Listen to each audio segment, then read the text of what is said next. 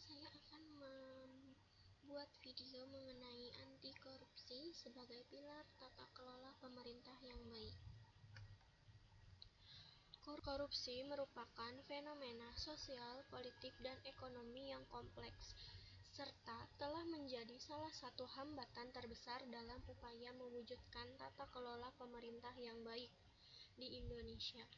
Sebagai tindakan penyalahgunaan kekuasaan untuk mendapatkan keuntungan pribadi atau kelompok, korupsi tidak hanya merugikan keuangan negara, serta menciptakan ketidakadilan di berbagai aspek kehidupan masyarakat.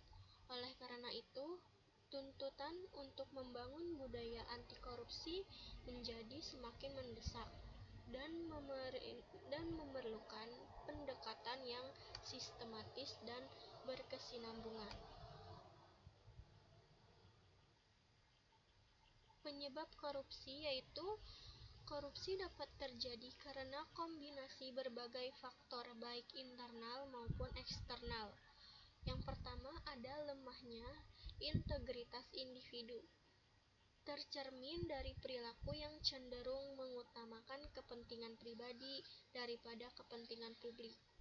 Yang kedua, kurangnya sistem kontrol dan pengawasan, sehingga memberikan ruang bagi penyalahgunaan kewenangan. 3. Budaya organisasi yang tidak transparan, misalnya praktik suap yang dianggap sebagai biasa. Keempat, ada ketidakjelasan prosedur dalam birokrasi, sehingga membuka peluang untuk manipulasi dan penyimpangan. 5. Minimnya kesejahteraan atau ketidakpuasan pegawai yang dapat mendorong individu mencari penghasilan tambahan secara ilegal. Lalu yang keenam ada rendahnya tingkat literasi hukum masyarakat, sehingga tindakan korupsi tidak dianggap sebagai pelanggaran serius. Identifikasi faktor-faktor ini sangat penting untuk merumuskan strategi pencegahan korupsi yang lebih efektif.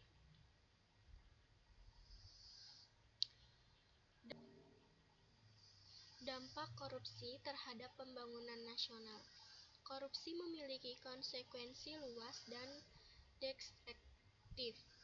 Yang pertama yaitu kerusakan ekonomi, berupa pemborosan anggaran, inefisiensi proyek pembangunan, serta rendahnya daya saing ekonomi negara.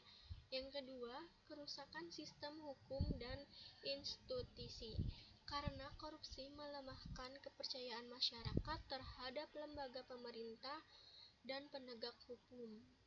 3. Ketidakadilan sosial, di mana masyarakat kelompok bawah menjadi pihak yang paling dirugikan akibat layanan publik yang tidak optimal. 4. Turunnya kualitas demokrasi, karena korupsi berpotensi memanipulasi kebijakan, merusaknya proses elektoral, dan menciptakan elit yang koruptif. 5. Degradasi moral generasi muda, yaitu ketika korupsi dianggap sebagai cara cepat untuk mendapatkan keuntungan. Dengan demikian, korupsi bukan hanya kejahatan terhadap negara, tetapi kejahatan yang merusak masa depan bangsa.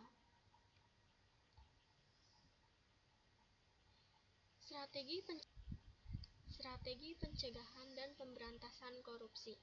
Upaya pemberantasan korupsi menuntut sinergi antara pemerintah, lembaga penegak hukum, sektor swasta, dan masyarakat. Beberapa strategi yang dapat dilakukan. Yang pertama, penguatan penegak hukum. Penerapan hukum yang tegas, adil, dan konsisten diperlukan untuk menciptakan efek jera. Lembaga anti korupsi seperti KPK, Kejaksaan, dan Kepolisian harus diberi kewenangan yang kuat, serta bebas dari intervensi politik. Yang kedua, ada reformasi birokrasi. Birokrasi yang efektif dan transparan merupakan fondasi utama pencegahan korupsi. Reformasi Birokrasi dapat dilakukan melalui penyederhanaan prosedur, digitalisasi layanan publik, serta penerapan sistem dalam pengangkatan dan penilaian kinerja pegawai.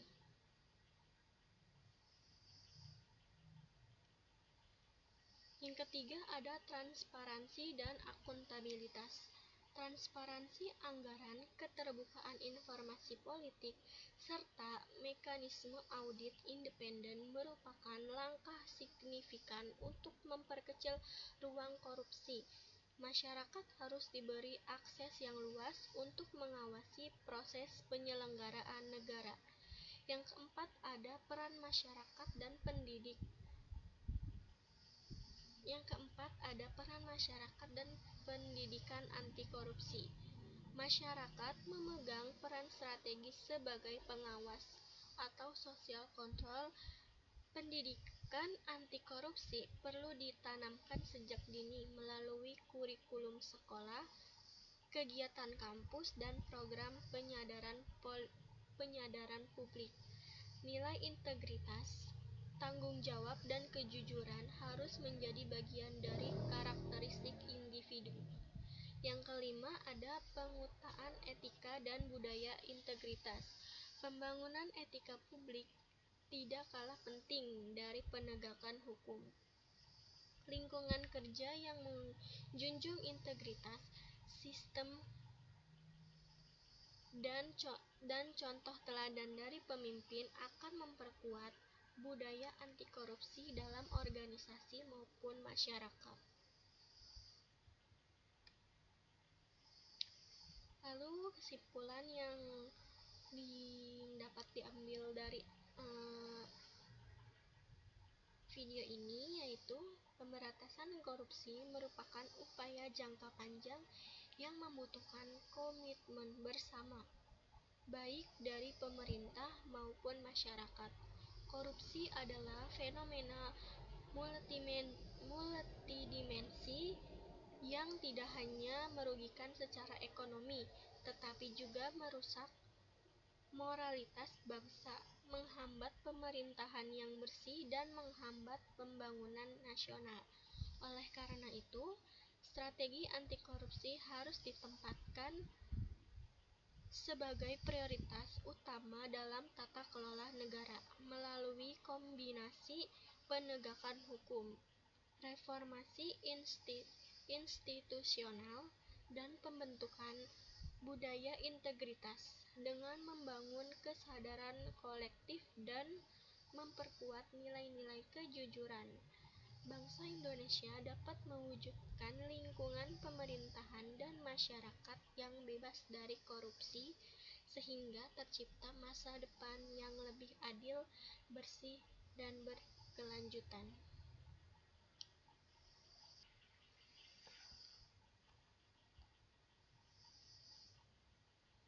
Demikian video yang dapat saya